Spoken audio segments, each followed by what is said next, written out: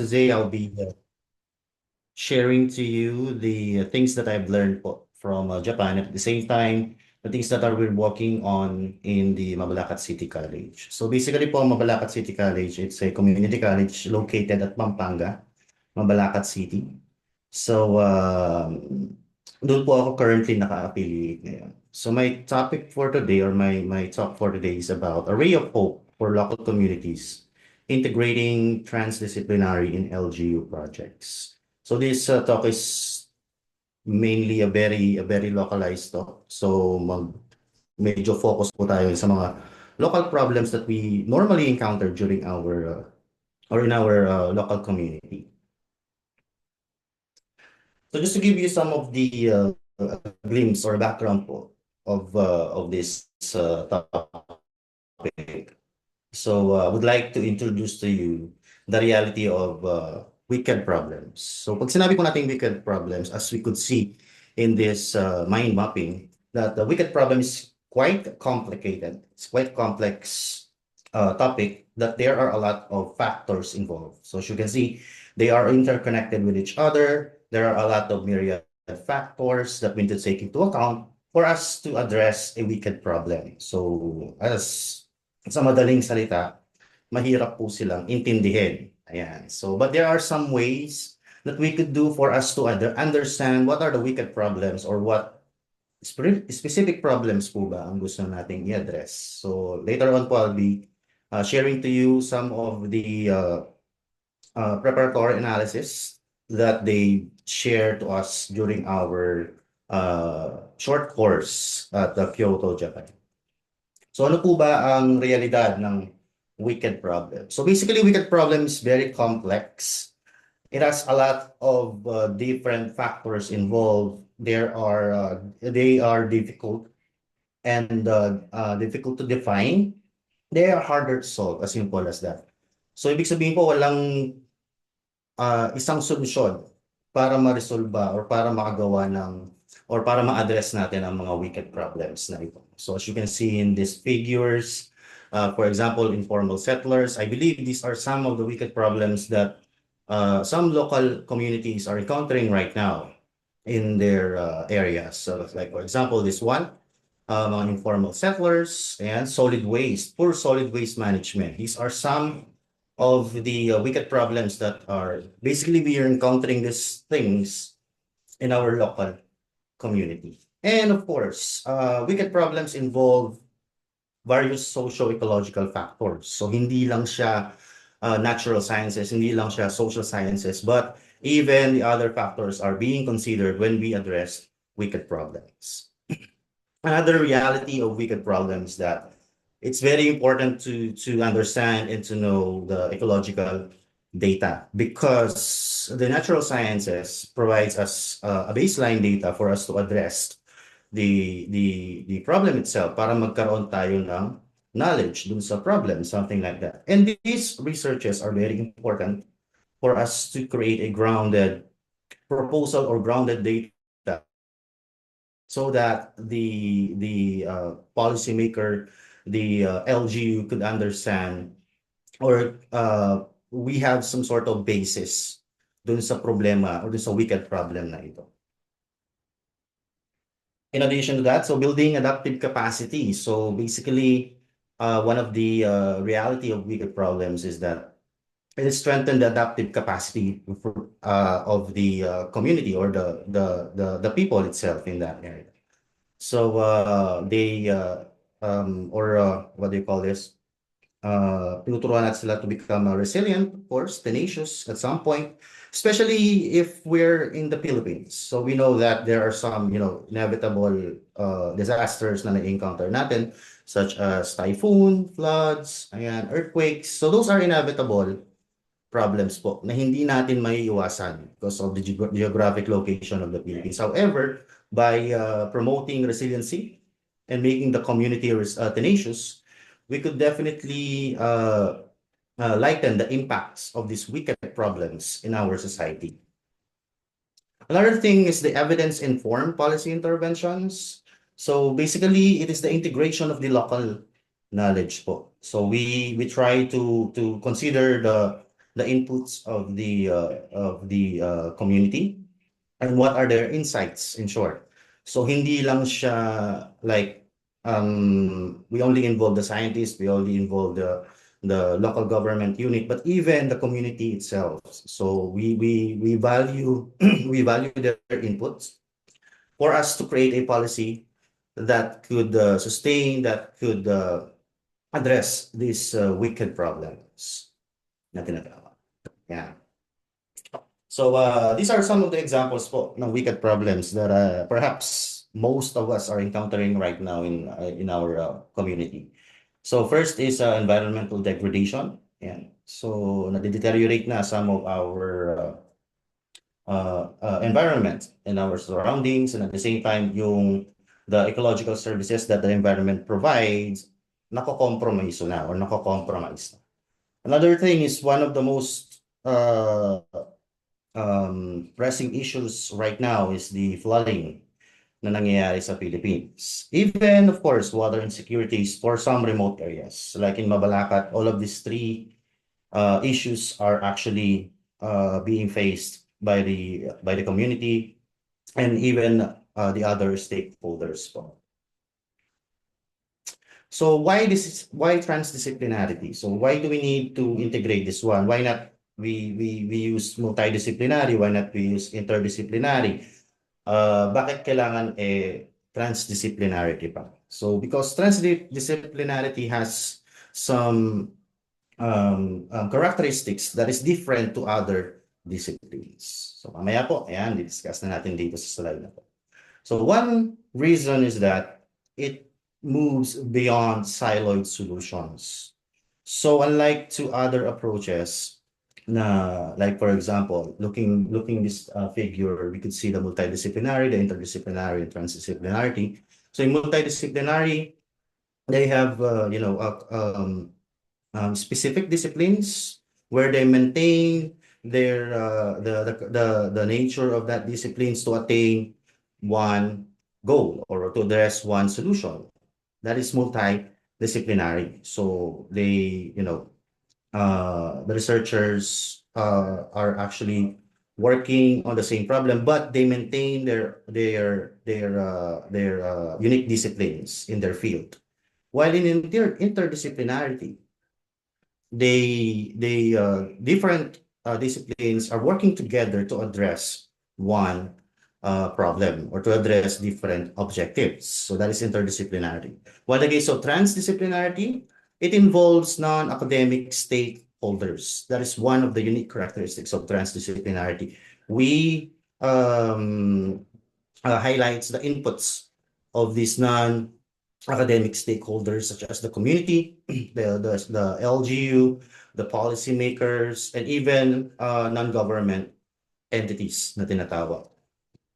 So basically, transdisciplinarities dismantle barriers between various disciplines. So it connects the academic and the non-academic stakeholders, as simple as that. And it makes sense because, after you connect these non-stakeholders, or sorry, non-academic and academic stakeholders, you create a very holistic approach to address wicked problems. When we say wicked problems, it's you need a lot of solutions for you, or you need a lot of things for you to address or to provide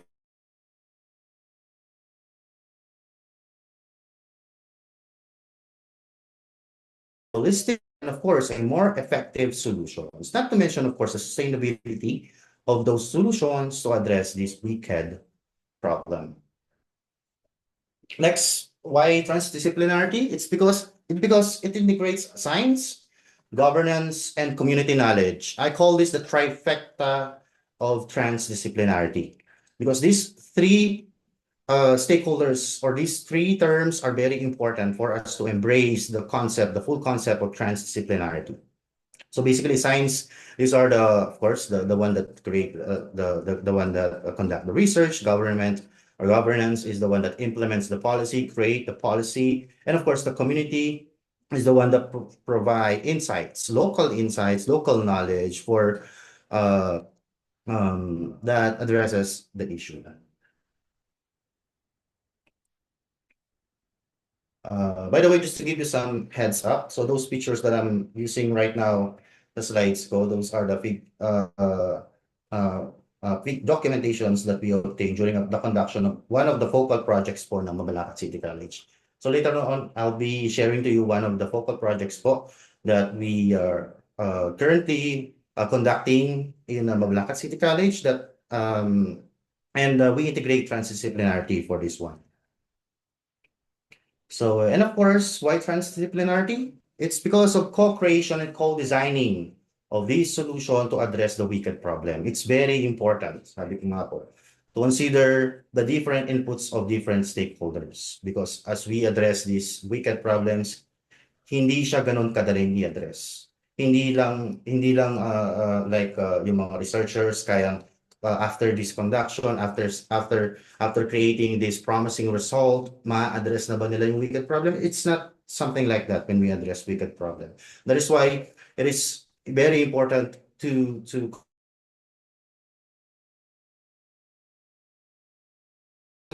that will address the wicked problem.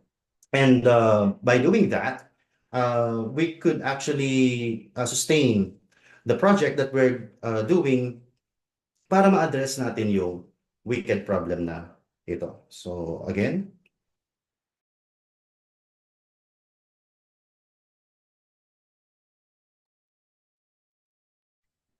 Mukha po ata nagkaroon po ng technical issue ang ating pong speaker for today. Hintayin lang po natin siyang bumalik. Anyway, Sir Henry, musta po kayo dyan? Ma'am Risay? Hello, sir. Okay lang po, sir.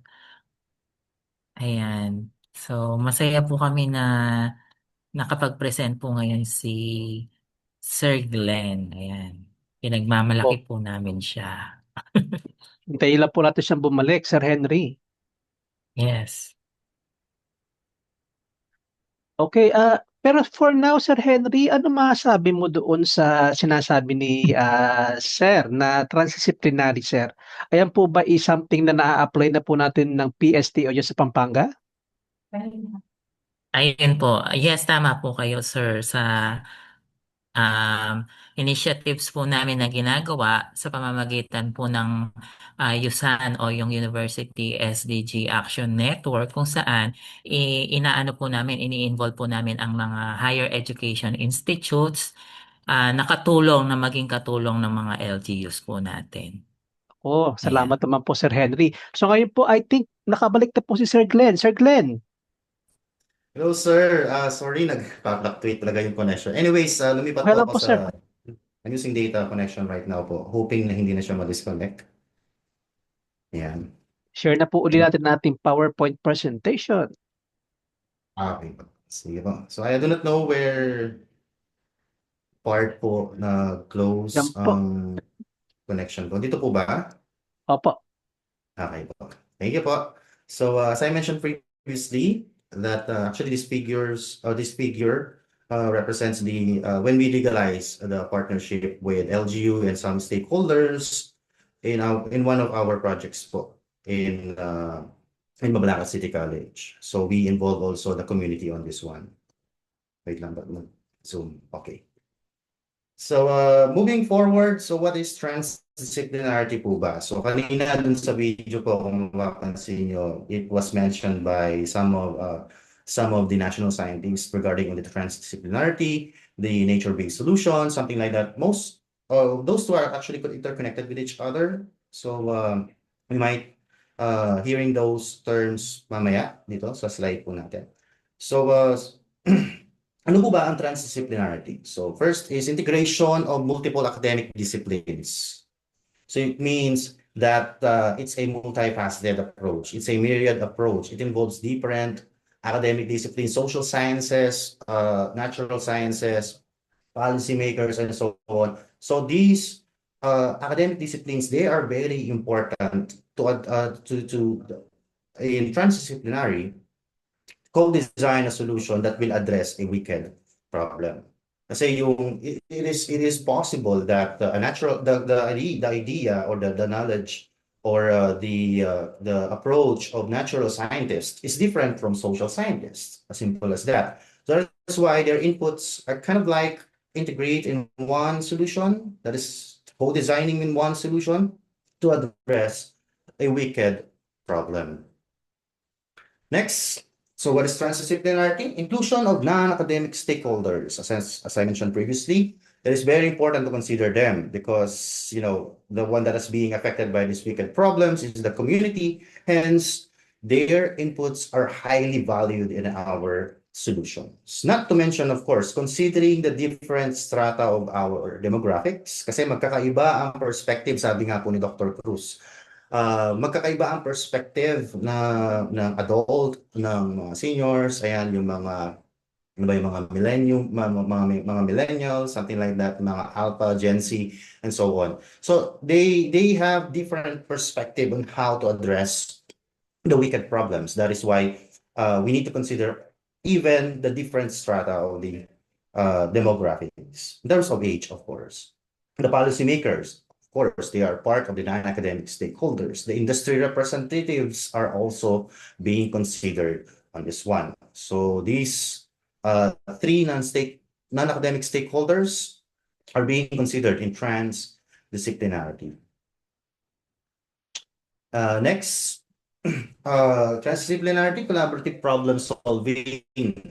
So sabi ko nga po kanina, hindi lang siya for natural sciences, hindi lang siya for LGU, hindi lang siya for policymakers, hindi lang siya for natural sciences, but all of them are involved to co-design, co-create a solution to address a wicked problem. Simple as that. So here I created a framework that I think it might be useful from some others. So by the help of AI, kinreate ko po yung framework na ito. So it pertains to the adaptive capacity or enhancing the adaptive capacity of the community due to the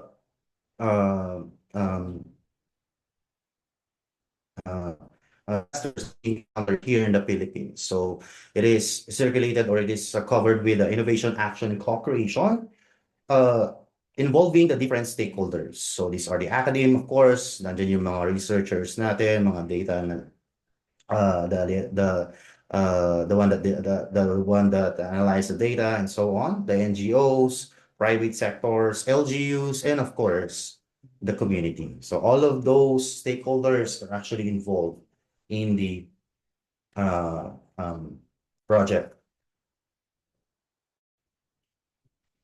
So first, academe, so research and data analytics. So definitely they are the one that creates, conduct the research, provide or look for some data, baseline data, to create a grounded proposal. Yan po ang isa sa mga pinakagusto ng mga LGU. If you have a grounded results obtained from research, they definitely consider that. Sabi nga nung isang speaker na pinakinggan ko, sino ba ang mag-a-against sa science, di po ba? So science is a systematized body of knowledge. So when research is conducted and you obtain data, promising results, definitely the LGU will listen to you. However, there's an important stakeholders on this one. So these are the public administration sectors. They are the ones that transcribe these scientific papers into something that the LGU could digest, into something that the LGU could understand. Not to mention that even the community itself, so hindi niya kayang intindihin ng research. They are not, let's admit that some of the communities and even the LGU personnel, they are not research oriented. So sino po ang mag-bridge between the gap of science and dun sa mga non-academic stakeholders natin? So these are the I forgot the term na ginamit ni Professor Rhea. Anyways, so it's the public administration is the one that connects the bridge, connects the gap between these academic and non-academic stakeholders, and it's evidence-based, of course. So that is why in one of our projects we partnered with other industries to provide a baseline data po na one of the surface water dito sa Mabalacat City. And of course, LGU. So because they are the one that craft the policy, implement the policy, of course, maintain the governance of the project and so on. So they are very important to involve. It makes our life facile, mas magiging smooth conduction natin, ang pag-achieve natin or to address these wicked problems. So that is why they are very important. So in our end, based on our experience, so we regularly present our data sa LGU during their meeting. Yan. So dito po yung committee chair dito si Councilor Rox Peng. So next, of course, community, local knowledge, and ownership. So the one that owns the initiatives of our solutions to address wicked problems is definitely the community, because without the help of the community, it would be hard for us to sustain the project. That is why we need to involve them. Kailangan natin po silang involve sa project natin. We need to open our projects to them so that meron tayong kaakibat, meron tayong kasama, because we train them to become stewards of the environment. Simple as that. And not to mention to know their local knowledge. Okay? So kailangan malaman din natin their perspective, the history background, one of the most important preparatory analysis, and so on. So, and of course, their needs in the community, their preferences, and so on. Sabi nga nung isang speaker na napakinggan ko during my training at RIN, when we craft our policy, we need to consider the inputs of the stakeholders, because sometimes there are policies that are contradicting to their values. So nagkakaroon po ng values conflict na tinatawag. Hence, involving the community is definitely one of the things that we need to take into consider po. NGOs and private sectors, definitely involved po yan sa transdisciplinarity framework natin, involved integrating in LGU projects, because a lot of private sectors, they have technical experts. Sometimes they fund, of course, financial resources. They fund our research, they provide grants, and so on. So I experienced this one in one of my projects that one private sectors funded the projects that we are working. Not to mention, of course, yung LGU, ayan, meron din namang mga subsidies na nakukuha sa LGU natin. Support, of course, para sa mga projects po natin. That is why we need to really involve the different stakeholders to maximize the resources that we could obtain to address these wicked problem. So one of the initiatives po na ginagawa namin is the River Restoration Project. Actually, it was launched last 2023. Sadly, during that time, hindi pa po ako nakapag-training sa RIN. So, but there are some preparatory analysis, stakeholder analysis, the situational analysis na conduct naman po namin. Now, right now, we're trying to cope dun sa other analysis that we missed during our or in our ongoing phase 1. So, project po na to, nasa phase 1 pa rin po kami. So, I would like to share this one to you. So that at least perhaps you could utilize the things that we've learned, what are the challenges that we encountered, and so on.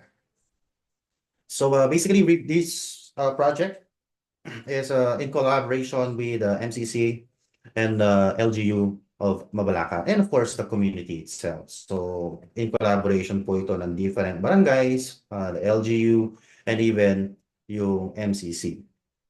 To address to restore the 5 rivers po. Actually, 5 rivers of Mabalacat. However, ngayon meron ng isang dead creek kasi sa Mabalacat eh. So, 4 na lang po ngayon yung part ng watershed. So, just to give you some background regarding the river system of Mabalacat City. So, historically, the rivers in Mabalacat is as one of the clearest, crystal clear river po in the Luzon. So it was actually mentioned in one of the books of Aragon in Descriptio Graphica y Topografica. So he named or provided a landmark for one of the rivers here in Mabalacat, the Sapang Balen or Dolores River, he named that as Rio Balayan. Yeah. So, but however, due to the eruption of Mount Pinatubo, it changes the landscape of the entire watershed of Mabalacat City. So, as we all know, the Pinatubo eruption changes the landscape of the river, and at the same time, it enhances or it amplifies the siltation process sa rivers po ng Mabalacat. So it's one of the problems right now sa mga rivers ng Luzon because of the lahar deposits po. Not to mention, of course, the anthropogenic activities that contributes to the deterioration of these rivers po. Yan, yung poor solid waste management, mga informal settlers, yun po yung mga na-encounter namin mga problems as we conduct the some of these subcomponents of this project po. So another thing is that increased flood risk in some of the areas of rivers, of course. So we had this one news nga during the yung medyo nag-uulan-ulan, ilang weeks na umuulan last year. So nagkaroon na erosion, gumiba, nasira yung mga bahay ng mga, I believe, informal settlers yung iba doon sa isa sa mga malapit sa rivers. So what happened is that there are a lot of households affected during that time. So that is why we're trying to connect with that community and integrate a solution, co-design a solution with them to address this one. So isa sa mga solutions na ginagawa namin right now is to create a GIS mapping of the flood prone areas dito sa Mabalacat. So we're actually collaborating with other institutions, such as sa PAMSO or yung DABSO po. So integration of transdisciplinarity in our project. So we conducted stakeholder analysis, but prior to this one, we conducted situational analysis. So napaka-importante po that we integrate or we conduct situational analysis prior to the conduction of stakeholder analysis, because situational analysis, it actually provides information what is happening in the problem, what are the current knowledge that we could obtain, ano po ba yung mga insights ng community, something like that. So basically, the one that it's part of this situational analysis is the ocular visit. So what is present there? What are the things that we could enhance? What are the things that we need to take into account? We should create a boundary object na tinatawag, and so on. So basically, ito yung ginagawa natin. These are the preparatory analysis. And after that stakeholder analysis, we should be identifying what are the key individuals or stakeholders involved in our wicked problem. So sino po ba yung mga involved na to? So here I have a figure that represents the position of these stakeholders, if they have a high power or if they have power or interest. So as you can see, we have X and Y axis. So yung papunta ka dito sa first quadrant, so you have a high power and high interest. Pag dito naman, you have high power, however, you have a low interest. So dito, both low interest and power. Here is low power and high interest. So napaka-importante pong ginagawa natin to for our stakeholder analysis so that we will know how to engage with them. We will know how to improve our solution based on this stakeholder analysis na tinatawag. So like for example, LGU. So there are some LGUs, they are very interested. Some of them, they are not interested at all because it's not part of their agenda. So they have power, however, they have low interest. So pwede natin silang iligay dito. So ang pinakamahirap lang dyan ay engage yung nasa low interest and low power. Yan, tinatawag. So mostly mga nandyan is nasa yung community mismo. Sometimes they don't, let me use this term, they don't care about this wicked problem, but they also don't have any power to address that wicked problem and so on. So, but one of the most important thing here is we foster trust and collaboration with our stakeholders, especially trust. Because if it would be hard for us to implement or conduct the solutions that could address this wicked problem without the trust of the community and without the trust of these non-academic stakeholders. So ito po talaga ang binibuild up natin. We should build a great rapport, a decent rapport to our stakeholders. And of course, engineering and natural sciences solutions are very important as we consider, let's say dito sa project namin, we consider or we're addressing the river restoration. And part of that, so definitely it involves natural sciences. It involves the concept related to engineering, such as creating these slopes and so on. Because there are some effects in this project, specifically in river restoration, that they are inevitable. Like for example, the meandering process of the river. So yung continuous erosion, yung siltation, some of them could be addressed by using slopes or creating a nature-based solution, like creating a bamboo slopes, something like that. So we propagate flora around this river system. Yeah, so a lot of study shows na ang bamboo are very or tawag dito, they could fight erosion sa mga rivers, yan, mga bamboo. Kaya nga po sa mga sapa, di ba nakikita natin, o sa mga rivers, nakikita natin madalas na may mga bamboo before nagkaroon ng nagtatayo ng mga slopes sa mga river. Bamboo ang pinakaunang ginagamit nila. So it's a nature-based solution.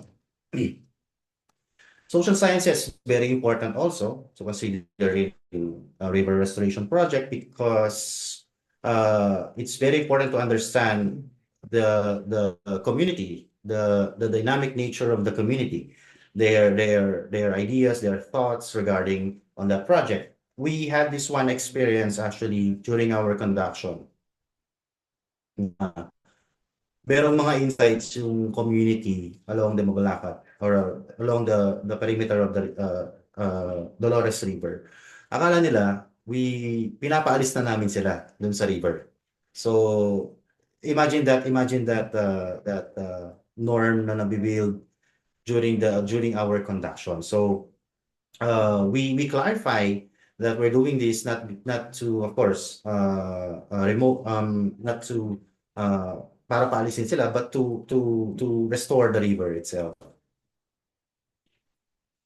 Next, public administration. As I mentioned previously, it's very important because it's the one that transcribes and ensures the LGU initiatives and the coordinated and they are the ones that connects the natural sciences, the scientists over the non-academic stakeholders. So in this project, we had some community participation. So as I mentioned kanina, mga preparatory analysis, the situational analysis, the stakeholder analysis, those are some of the community participation. Even the ecological awareness or enhancing the ecological awareness of the community. We foster local ownership. So dapat our project, they own them. So dapat ma-feel nila na they are part of our project. So because they are the ones that could help us for the sustainability of our project, of course, and sustainable monitoring and practices. So what are the outcomes and the lessons that we learned in our project? So basically, we increased the community awareness, of course, of the community near that or near in the different rivers of Mabalacat.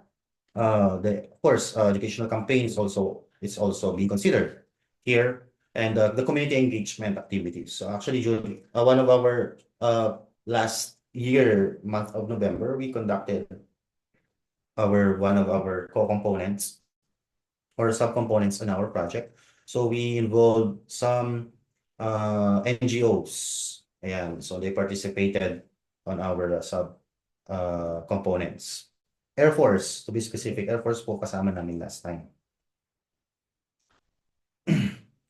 So next, enhanced collaboration between different sectors. This is very prominent when we do integrate transdisciplinary in our projects, because different stakeholders are working together, co-designing. They co-design, co-create a solution that could address wicked problems. So definitely collaboration is one of the things that we could foster here if we integrate transdisciplinarity in some of our LGU projects.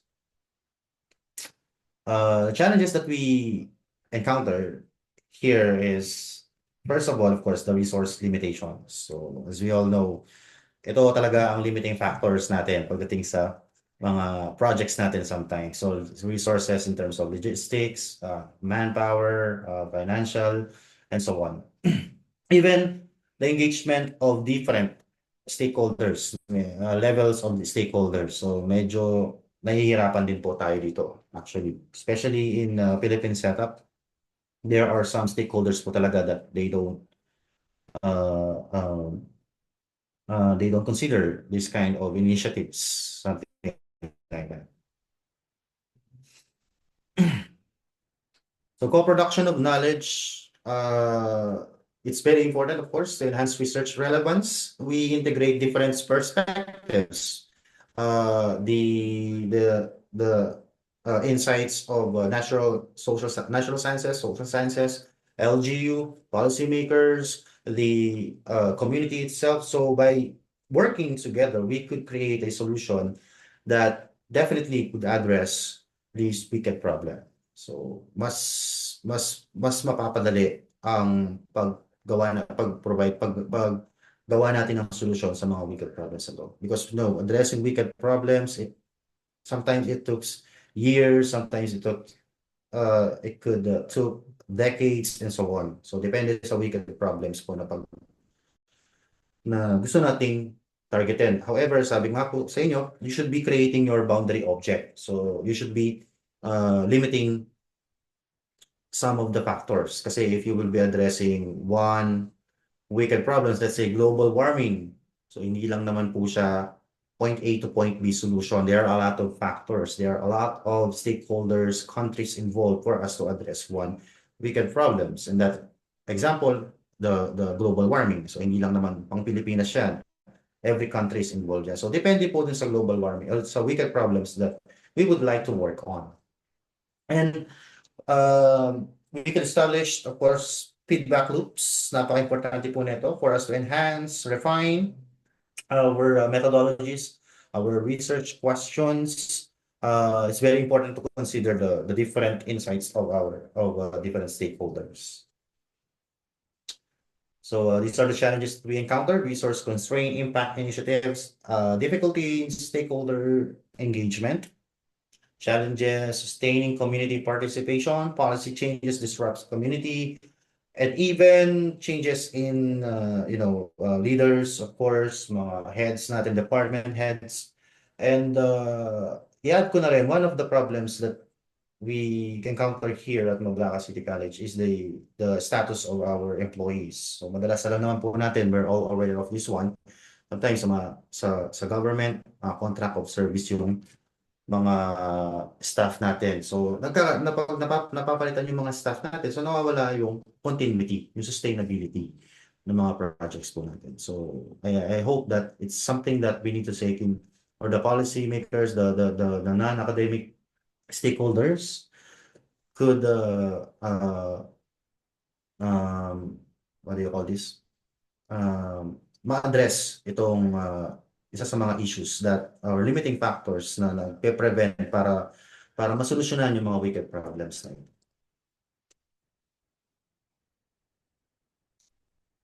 And for conclusion, so to conclude my talk, I would like to read these quotations that transdisciplinarity offers a comprehensive framework for addressing local challenges by integrating diverse perspectives and expertise. By fostering local innovation, communities can not only tackle their pressing issues, but also contribute to the national resilience and promoting a sustainable future for all. So with that po, maraming salamat po sa pagiging. Buhay po tayong lahat. Maraming salamat din po Sir Glenn sa pagbabahagi po ng inyong presentation for this afternoon. So ngayon po ay bubuksan po natin ang ating pong floor sa mga questions, inquiries, and suggestions from our panelists and ating mga guests for today. So, Sir Glenn, masabi ko lang po na ang inyong pong presentation ay isang representative na nagsasabi na ang salasalabat na problema ay hindi kayang solusyonan ng isang bagay. So wala po tayo ditong tinatawag na one size fits all. So kailangan po talaga na kapag po ang problema ay iba't ibang cause ay, na factor, kailangan din po ng iba't ibang disiplina upang ito ay masolusyonan. So ngayon po tayo po ay mapunta po sa question po from, actually sir, ito po ay request from Mr. Marvin Tejada. So, dear organizers, may I request for the copy of the presentation? So, Sir Glenn, pwede daw po bang humingi ng presentation niyo po? Yes po, I'll be willing to give you the copy po of my presentation. So siguro po isi-send ko na lang kay Ma'am Dada. Ayan, Oh, sige po. para Sige po po. ma-disseminate po natin. And then from Mr. Juanito Avendan. So, how the collaboration of various stakeholders in your community?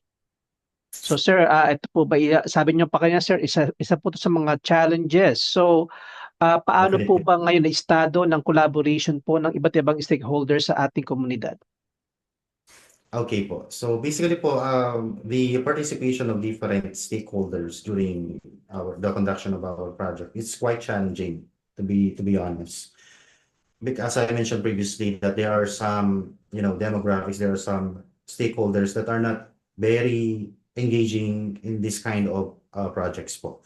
That is why we're trying our best to involve those really want to involve with. So mina-maximize namin dun sa bagay na yun. For example po, we involve those different private sectors like yung yung sa mga Air Force, yung sa mga different departments of LGU, yung sa mga different schools and so on. So basically, those people who would like to join in our projects, they are welcome to participate po. But those who don't, but those na ayaw or medyo ilang sila sa mga ganung initiatives, we mainly what we did is we conducted a house-to-house survey para malaman namin bakit they are very what they call Hesitant, sir. this, they're very hesitant or repulsive pagdating sa mga ganun. So it is very important to consider their inputs din po kasi bakit ganun yung attitude nila, why they're behaving like that, something like that. So pero ngayon po kasi yung data namin doon for those participants, hindi pa namin siya na thematic. So if you're gonna ask dun sa data, wala pa po hindi pa namin siya na-analyze. Opo, sir.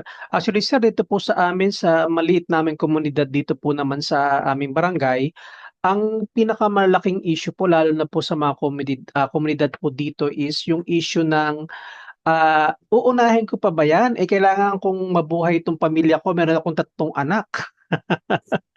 Sir, isa yon sa mga issue po na kinakaharap po ng aming komunidad. So, doon po medyo mahirap din po talagang i-gauge. Paano ako mai-involve if personally ako as an individual, meron akong sariling problema pampamilya na kailangang sagutin. So mapunta naman po tayo ngayon sa question po ni Mr. Marvin Tejada. Since the speed of climate change impact and the speed of legislation and policy making, how can we streamline research methodologies to create fast baseline studies using social science?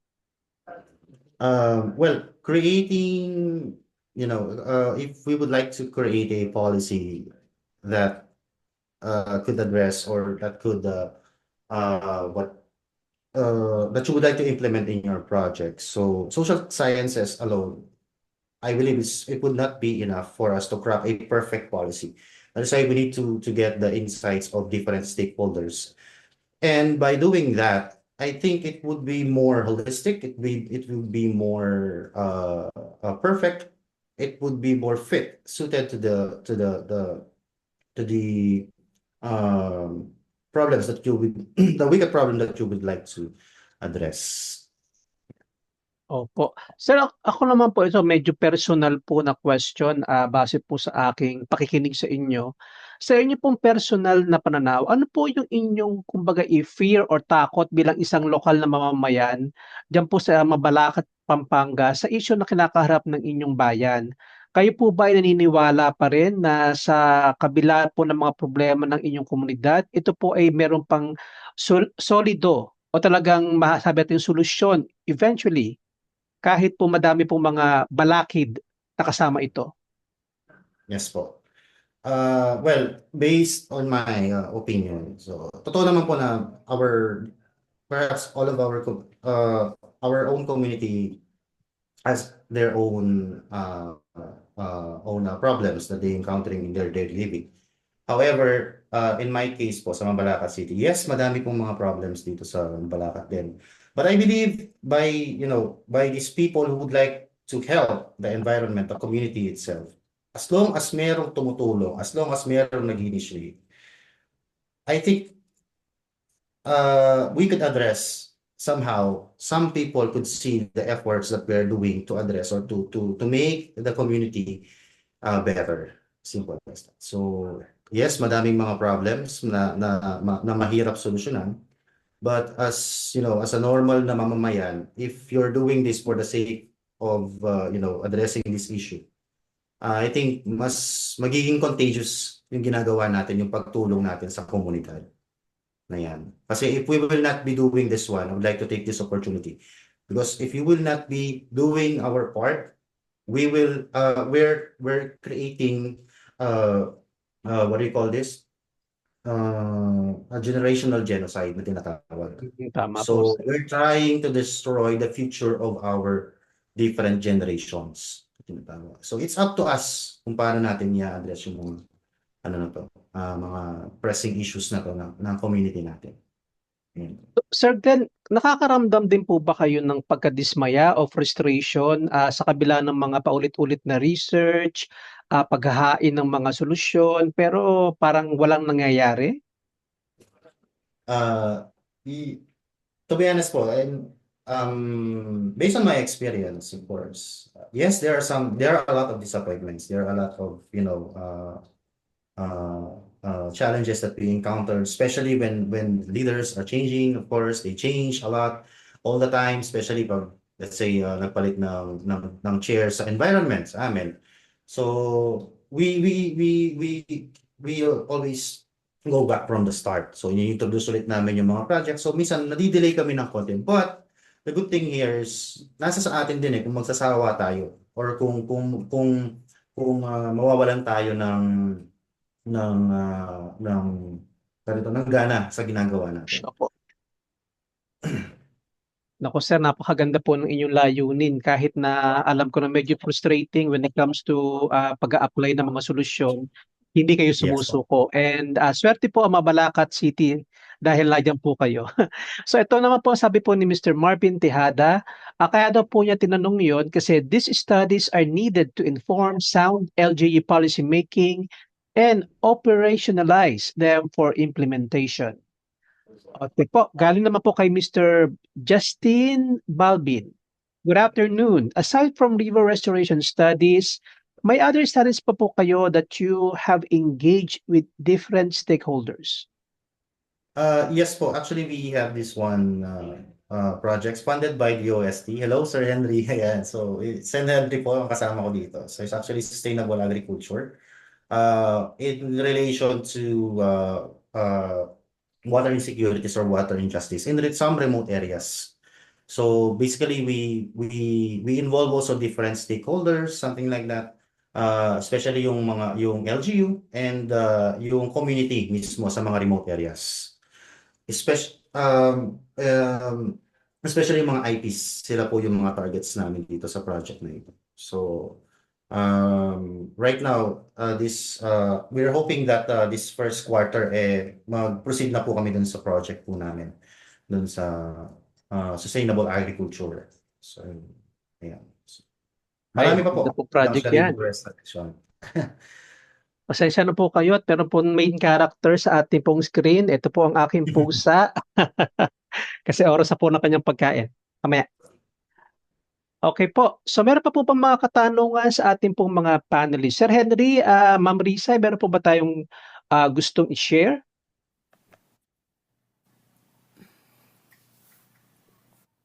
Yes po, Ma'am Luli. Ay, oo. Doon sa stakeholder analysis mo na yung low power, high power, low interest, high interest. So, I suppose ang pinakamalaking number sa population ay yung low interest, low power. And konti lang yung may do you, yung mga, so I was thinking kung how do you transform, how do you reduce yung population with low power, low interest? Sana mapunta man lang sila doon sa high interest. Yeah. So, for that one, we do. Sorry, Cruz, Dr. Cruz, you're asking the question po, right? Sorry po. Oo. Okay po. Yeah. So, How do you try to increase sana yung number ng kahit hindi masyadong kahit medyo low power pero high interest naman to get engaged in your problem solving. So one of the to answer that po, I would like to give you one example. Like for example, those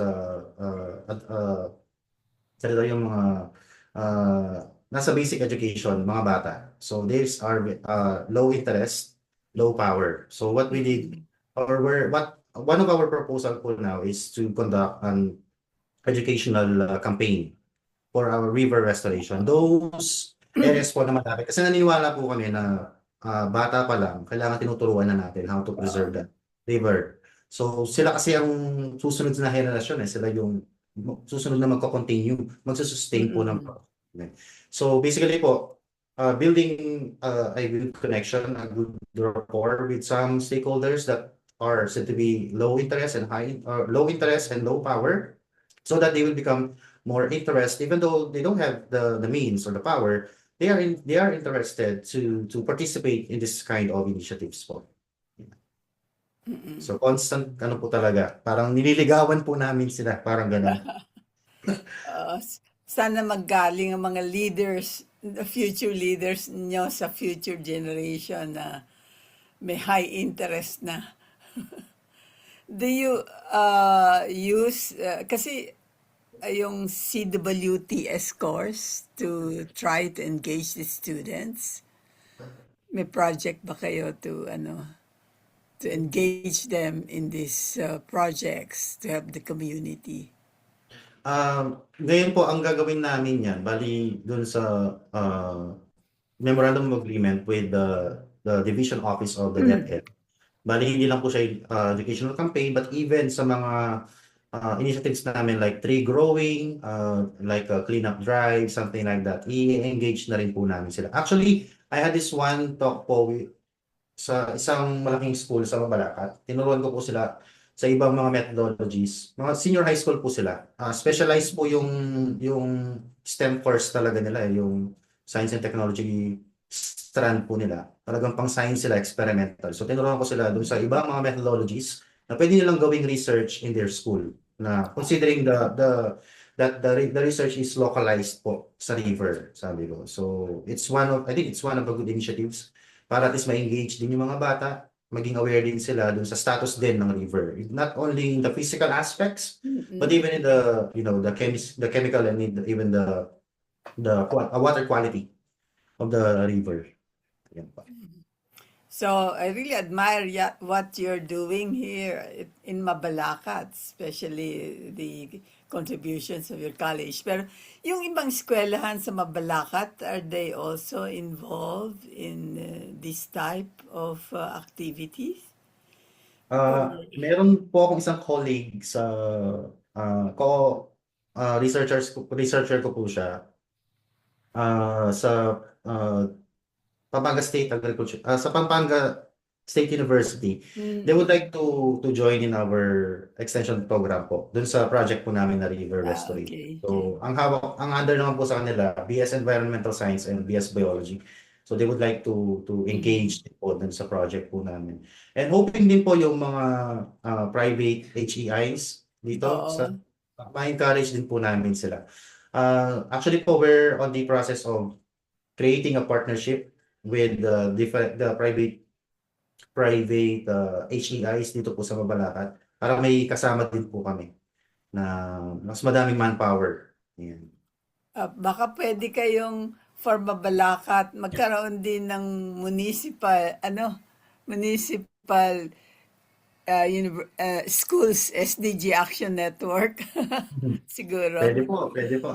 Ma-expand na natin yung kusan. Para ang Mabalacat Community College ang magte-take the lead to try to encourage, to form that group para lahat ng school sa inyo. Pwede po. And I suppose that is something that the other municipalities can emulate and para magaya nila yung efforts ninyo sa Mabalacat. Yes po. Tama po. So Sir Glenn, question lang po. Meron po bang proyekto ang inyong LGU, ang Mabalacat, para magarantiya po natin na yung ating mga batang scientist, mga eksperto, mga engineers po, ay makukontain po natin na makapag-contribute po sa ating lokalidad? Kasi alam po natin na madami po ngayon ang utak po natin, mag-aaral ako, mag-a-abroad ako. Doon ako, So, anong nangyayari po, ibang bansa po ang nakikinabang ng ating galing. So, meron po bang proyekto ang Mabalacat, ang inyong school, para po magamit po natin ang ating mga kabataan? Yes po, actually, our mayor right now is very supportive po pagdating sa mga initiatives na ganyan that they definitely build up scientists, local scientists po dito sa Mabalacat, and they provide subsidies, something like that. So, ang mayor po namin ngayon, it's very generous in a way that talagang zero payment po talaga sa school po namin. As in, zero po talaga. Ganun po siya ka-generous. And not to mention po yung mga different projects pa niya na ini-integrate sa mga to build up scientists. Tama po yan, Sir Glenn, kasi ang makakapagbigay po ng solusyon sa ating mga lokal na problema ay yung mismong mga tao at mga kabataan na nakakaranas ng problemang ito. Kasi ang hirap po naman na ang magbibigay ng solusyon sa problema nating lokal ay yung mga taong galing pang Bisaya, galing Mindanao, na hindi naman po nila nararanasan yung problema natin. So maganda pong initiative po yan na sila po yung magbibigay ng solusyon sa mga lokal na problema ng inyong bayan. So galing po Yes. naman kay Ms. Rizalyn Santos. How can HEIs strategically strengthen the integration of transdisciplinary approaches in LGU projects, especially given the challenges of engaging local communities that may be hesitant or resource constrained? Ayan. Actually po, I would like to answer talaga this question because it's very important to share to the listeners po ngayon. The way you integrate your transdisciplinary approach, your projects, the LGU projects, is that you should be knowing what are the working projects of the LGU. What are the current projects that the LGU is working right now? What are the objectives? Let's say, for instance, your project is related to environment. It is related to tourism. It is related to city agriculture or DA of your LGU. So you should know their objectives itself. So kailangan magkaroon muna kayo ng visitation. Kasi nung kami po noon, nung nilaunch namin yung river restoration, we partners with different press. Okay? So, binalita po siya sa radyo, binalita siya sa mga local news po talaga. And then, interestingly, nakita po siya ng City Environment and Natural Resources sa Mabalacat. So, nakita po nila yung na meron palang ganitong project. So, kinontak nila po ako noon, and then nag-arrange po sila ng meeting with them. And then we presented what are the goals, the rationale of this river restoration. And then they actually shared to us na meron din po pala silang ganong proyekto at meron silang nakaalat na budget. Imagine that one. So ibig sabihin, the sustainability, yung some of the financial resources na kailangan for your project could be supplied by the projects po, existing projects ng LGU. It's a matter of knowing them lang po. Kailangan po talaga mag-build kayo ng communication talaga sa LGU. Alamin nyo kung ano yung mga working projects nila, what are their objectives, so that you could take that as advantage for you to sustain your project po. Salamat po, Sir Glenn. So, punta naman tayo sa question po ni May Grace Aba. Hello po, I am a development communication student in Mindanao State University in Marawi City. So, I would like to know if in integrating transdisciplinary methods in LGU projects, what communication strategies are most effective in aligning different sectors, such as the government or offices, NGOs, academia, and local communities? One of the best strategies that I would like to share, or I would like to use as an answer for this question, is that you should be transcribing or you should be using appropriate term to your stakeholders. Kasi po, like for example, sabi ko nga kanina, if your data is said to be grounded data, it's a research paper. So hindi po yan ma-appreciate ng mas madali ng mga ibang stakeholders. So you should be transcribing that into something that they could digest, into something that they could understand in their own jargon. So yun po ang kaya po napaka-importante talaga na meron kang personnel that bridge the gap between the community, the natural sciences, and at the same time the policymakers. So sila talaga ang mag-connect sa inyo para magkaroon kayo ng similar, so that you're on the same page, of course. And then last question daw po niya, ano daw po ang challenges ng LGU face nyo in implementing transdisciplinary projects, and how can this be addressed through better coordination and communication? So for the common challenges that we faced during the implementation of transdisciplinary in LGU projects, so a lot of challenges po talaga may encounter nyo, especially when you deal with wicked problems. Some of them are related to communication, some of them are related to resources, some of them are related to ganyan. But the thing is that you should be, as one of the proponents of that project, you should be, dynamic, you should be adaptive, you should be resilient, tenacious, for you to sustain your project. And meron siyang follow-up question, how can this be addressed through better coordination and communication? Okay. One of my golden rule in establishing a good rapport, communication with my stakeholders, is that I always update my partners. So sometimes yung konting kamustahan lang, yung casual kamustahan lang, it connects, again, it reconnects your projects. Minsan nga, pag kausap ko yung CD Agri, yung kausap ko yung sa Senro, minsan bigla lang randomly magme-message ako na, oy, kamusta na po yung ganyan. Minsan magpa-follow up ako ng mga purchase request. Ma'am, ano na po ba yun na natin? Plano ko na po kasi i-conduct yung ganito. So sometimes those kind of simple communications, they create some sort of, adherence to your project. Yun. So, simple message lang sometimes, malaking tulong na, malaking bagay na para ma-sustain natin yung project nila. So sir, meron po ba tayong specialist sa development communication na para po mas maging effective po yung pag-coordinate at pag-translate po ng mga information and Mga substance po na kailangan po ibigay po sa community. Yes po. Actually, sa Senro, meron kaming isa din po doon na public administration din siya. Sa amin din po, kasi under po ako ng Arts and Sciences. So yung meron po kami doon mga graduate MS of Masters of Public Administration. So they really tawag dito, they're creating a communication suited for the stakeholders po na kausap po namin. It's very important po, may consider nyo po yun. Kasi sabi ko nga, yung perspective ko, maaaring iba sa perspective ng National Sciences, iba sa perspective ng mga policy makers. So you should be able to consider their perspectives.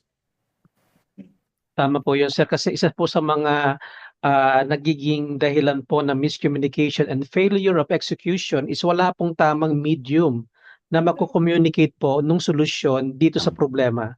Kaya po, sir, maganda po na meron po kayong specialist na pumapagitna upang ma-relay po ng tama ang inyong solusyon. So, meron pa po ba tayong mga katanungan? Ayan si Dr. Benny Pacheco. Baka meron Yes, Sir Benny, meron po ba kayong share gusto i-share? something with us? Yeah. Sorry po at late ako pero gusto ko sana magdagdag sa huling sabi ni Mr. Nolasco and nasusugan mo nga Mark na communication. But also in addition, based sa being a person from engineering and therefore the sciences pero sa arts and letters, nakikipag-unoy din tayo pati sa psychologist and social science. Ang isang natutunan ko rin ay yung communication really is two-way. Hindi lang yung meron kaming ginawa, eto bibigyan namin sa inyo, i-translate namin para maintindihan ninyo. Sorry masyadong condescending yon. And kung tayo ang receiving end, hindi ganun ang ating gustong marinig.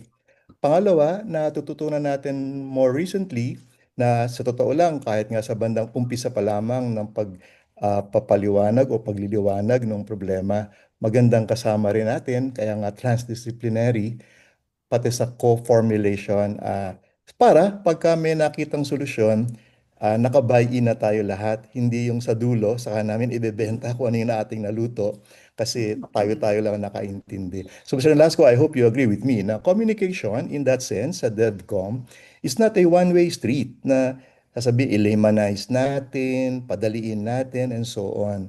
Kasi for all we know, meron ding local knowledge, wisdom, whether ibang fields na makukuha natin sa pag-umpisa o pagkakamada pa lang ng proyekto. So it's a very sobering and humbling thought na kahit tayong nagpaka-espesyalista sa kung ano man yun ang ating field, communication really is two-way. So we learn to listen to them as well, no? And learn from them. In the meantime, sana mako-develop natin itong mga solutions. Hindi na uso yung i-package natin yung solutions, ibigay natin. Masyadong technocratic approach on. Kaya kahit kaming engineers, sabi nga, sa needs assessment, talagang honest to goodness, makikinig tayo sa eventual na mag-adapt at maaring gagamit ng ating ginagawa. But I was attracted to your topic, Sir Nolasco, na transdisciplinary. So mabuhay kayo. Salamat. Maraming salamat din po, Sir Benny, sa inyo pong suggestion at naway ma-incorporate po natin yung suggestion na ang communication po is two-way. Hindi lang po siya pwedeng isa lang at hindi lang po siya simpleng pag-translate. Kung hindi, kailangan din po natin involve at pakinggan ang komunidad para mas maging maganda ang communication.